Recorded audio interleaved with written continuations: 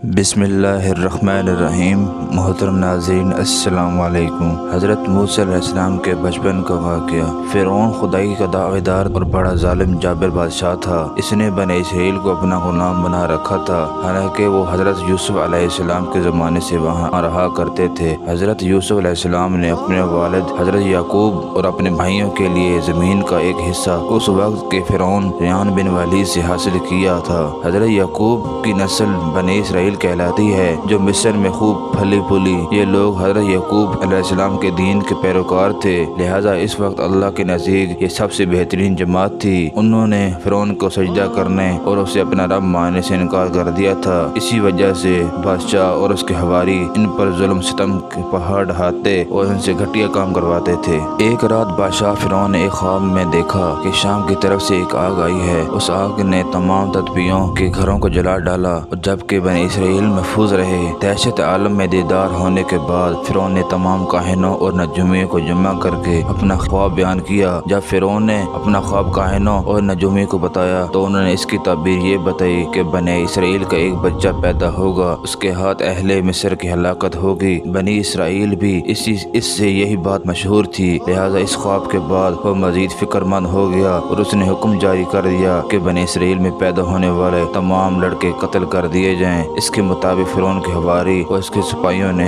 ہر ممکن قدم اٹھایا تاکہ کوئی بھی نومولود لڑکا زندہ نہ بچے، لیکن اللہ کے فیصلے ٹل ہوتے ہیں۔ دیکھتے ہی دیکھتے بنی اسرائیل کے ہزاروں نومولود بچے ذبح کر دیے گئے، اور پھر ایک وقت وہ آیا جب کتنی سرداروں نے فرعون سے کہا کہ اگر بنی اسرائیل کے لڑکوں کو اسی طرح قتل عام ہوتا رہا تو ہمیں آئندہ خدمتگار ملنا مشکل ہو جائیں گے، اور پھر ہمیں یہ کم تر گھٹیا اور غلیظ کام کون کرے گا۔ اس پر فرعون نے حکم جاری کیا کہ 1 سال چھوڑ کر بچے قتل کیے جائیں۔ ان دنوں حضرت موسیٰ علیہ السلام کی والدہ اپنے حمل کے ابتدائی دنوں میں تھیں۔ اللہ تعالیٰ نے ان کی حفاظت کا سامان اس کی طرف فرمایا کہ ان کی والدہ پر معمول کے مطابق حمل کے آثار نظر نہیں ہوئے، جن سے فرعون کی چھوڑی ہوئی دائیوں کی نگاہیں نہ آئیں۔ انہوں نے اس بات کو چھپائے رکھا یہاں تک کہ پیدائش کا وقت آن پہنچا اور انہوں نے بچے کو جنم دیا۔ اس بارے میں سوائے قریبی لوگوں کو کوئی نہیں جانتا تھا۔ رومیوں نے فرعون کو اطلاع دی کہ بچہ پیدا ہو چکا ہے، وہ اس فرعون کو بدحواس کر دیا۔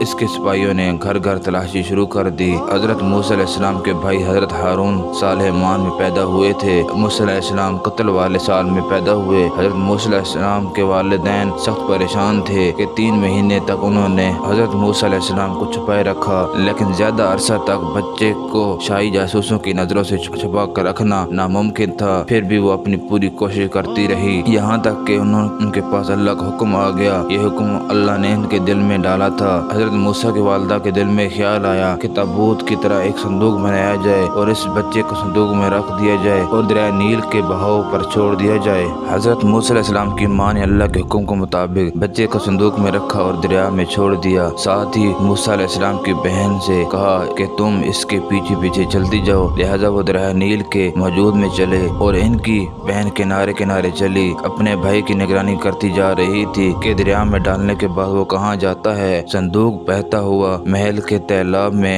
پہنچ گیا۔ وہاں فرعون کی بیوی ملکہ اور خادمائیں لطف اندوز ہو رہی تھیں۔ صندوق پر ملکہ کی نظر پڑی۔ ملکہ نے کنیزوں کو حکم دیا کہ صندوق کو تالاب سے نکال لاؤ۔ صندوق کھولا گیا تو اس میں ایک حسین اور تندرست بچہ آرام سے لیٹا ہوا انگوٹھا چوس رہا تھا۔ ملکہ بہت خوش ہوئی، اس کی آنکھوں میں ممتا آئی، اس نے محبت سے بچے کو گود میں لے لیا۔ ملکہ نے سوچا کہ اس بچے کو بیٹا بنا کر پال لینا چاہیے۔ کسی نے خدشہ ظاہر کیا کہ یہ بادشاہ کی سلطنت کو ختم کرنے کا سبب بھی بن سکتا ہے۔ فرعون کے دل میں ایک خیال آیا، کہیں یہ بچہ اسرائیل کا وہ لڑکا نہ ہو جس کے بارے میں نجومی نے پیشن گوئی کی تھی۔ لیکن فرعون کی بیوی نے کہا، یہ بات بھی ہو سکتی ہے کہ یہ بچہ ہماری آنکھوں کی ٹھنڈک بنے، یا ہم اس کو اپنا بیٹا بنا لیں۔ تو اس پر فرعون نے کہا، یہ صرف تیری آنکھوں کی ٹھنڈک ہے، میری نہیں۔ بنی اسرائیل کا بچہ میری نگرانی میں پلے، لہذا یہ صرف تیری آنکھوں کی ٹھنڈک ہے۔ حضرت ابن عباس رضی اللہ تعالیٰ عنہ فرماتے ہیں کہ اگر یہ بات کہہ دیتا کہ میری آنکھوں کی ٹھنڈک ہے تو اللہ تعالیٰ سے ہدایت دے دیتا، لیکن اس نے یہ کہا کہ یہ صرف تیری آنکھوں کی ٹھنڈک ہے۔ ملکہ نے اس بچے کا نام موسیٰ رکھا، جس کے معنی ہے وہ شخص جو پانی سے نکالا گیا ہو۔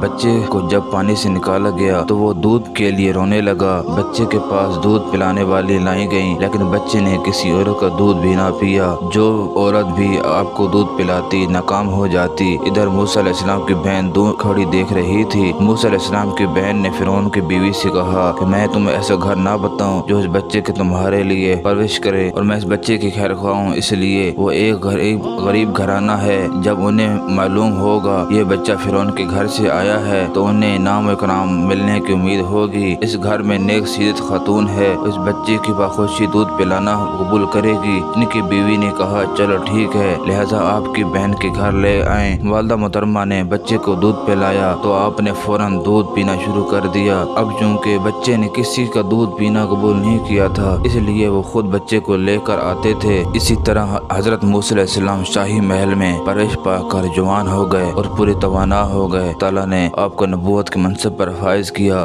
آپ نے بنی اسرائیل کو فرعون سے آزادی دلائی اور مصر نکل گئے۔ فرعون بنی اسرائیل کو ختم کرنے کے لیے لشکر لے کر روانہ ہوا۔ جب بنی اسرائیل بحر احمر کے قریب پہنچے تو اللہ نے ان کے لیے دریا کے بیچ راستہ کھول دیا۔ یہ وہی موقع تھا جب فرعون کا وہ خواب پورے ہونے والا تھا اور اس کی بادشاہت لاؤ لشکر تباہ برباد ہونے والی تھی۔ بنی اسرائیل تو سمندر کے پار چلے گئے، مگر جب فرعون اپنے لشکر سمیت ان کے پیچھے آیا تو سمندر کا یہ راستہ بند ہو گیا اور وہ اپنی لشکر سمیت اس سمندر میں غرق ہو گیا۔ دوستو، اگر ویڈیو اچھی لگی ہو تو چینل کو سبسکرائب کریں، اپنے دوستوں کو شیئر کریں۔